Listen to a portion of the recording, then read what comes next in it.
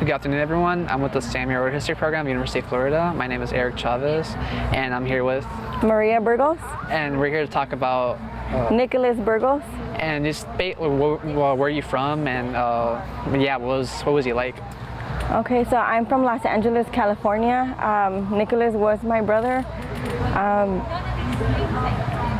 Well, I can tell you that he was a very happy soul. He was very helpful, more to the community. Where the unhoused people, he was always helping them with food and clothing and stuff. You know, he would go out of his own way and go buy tents and stuff for them to make sure that, you know, during the winter time they wouldn't get wet. My brother was having a he was suffering from mental health. In October 5th, 2020, he asked my mother for a ride to the hospital because he said he needed to check himself in to the mental clinic where he was getting help at in Harbor UCLA Medical Center in Torrance, California. So my brother checked himself in that day. We didn't hear anything about him anymore. We didn't know if, you know, he was fine in there or not.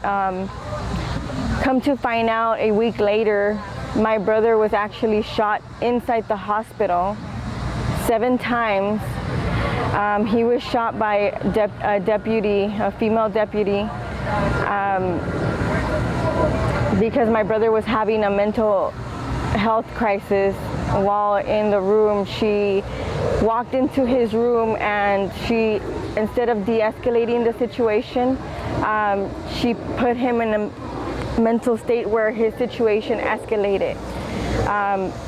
As she's walking out, she goes into another room where she was doing security for another officer. My brother walks out to the hallway. The officer, he walks up to, I believe, the room where she's at, and she came out. She shot 7 times, hitting my brother multiple times all over his body. When I got to see my brother's leg was amputated already. The doctors talked to us a few times, and my brother's body was decomposing. There was nothing to do. Even if we wanted to donate organs or anything for him, we couldn't do it because all his organs were already deteriorating. My brother was decomposing. My brother lasted till November 1st. That's when he took his last breath. May you explain more about any accountability for the ASD or? LASD, we don't know yet. The case was recently filed in the federal court. Back in July 2021, we just filed a federal suit. That we know of, the officer's still working. She wasn't put off vacation, or not vacation, but that pretty much that's what they give them. They take them off of work, but she wasn't taking off her duties or anything, and she continues to work. Okay. May you explain more about the absence of Nick and the family or the community? The absence, I'm sorry. Oh, just him not being there anymore. How did everyone feel? Or? Well, my family's broken. We're very hurt because it took a lot for him, to come up to us and ask us for help. He was very dependent, so he really, honestly, my brother would never ask for anything, and for him to come to us, and he cried and he said, what, I keep hurting myself. I don't want to continue hurting myself. I need help. And this is when, I decided to take him to Harbor UCLA Hospital, and he was going to a program. He was doing his, he had a counselor where he went to every week, and he continued doing that.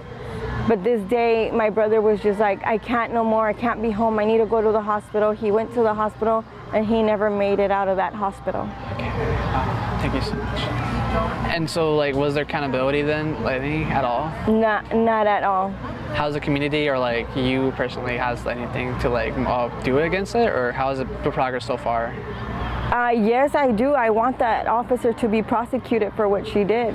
I think she should pay for what she did because there was no reason to have shot a person that's already in a mental state in the hospital. She should have been aware that she was on a mental health floor where there's more people there, you know, that are suffering from mental issues, you know, and she should have had, you know, taken a different precautions and stuff, and instead of killing the person. Wow. Okay. And I guess like any like last statements or personal, how does it affect you personally?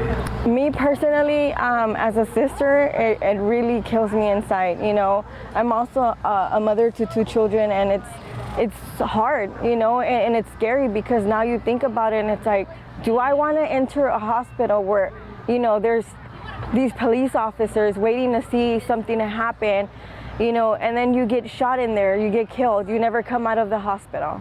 You know, it's very scary, you know, and I you know, I'm sorry, but it's like, even when I'm really sick, like I don't even go to the hospital because I'm scared now. You know, it gives me anxiety. You know, and my whole family is like really suffering over this. Oh my. Well, thank you so much for sharing about Nick. Oh, may you say his name again, full name? His name is Nicholas Burgos. Okay, well, justice for Nick. Thank you so much. Thank you.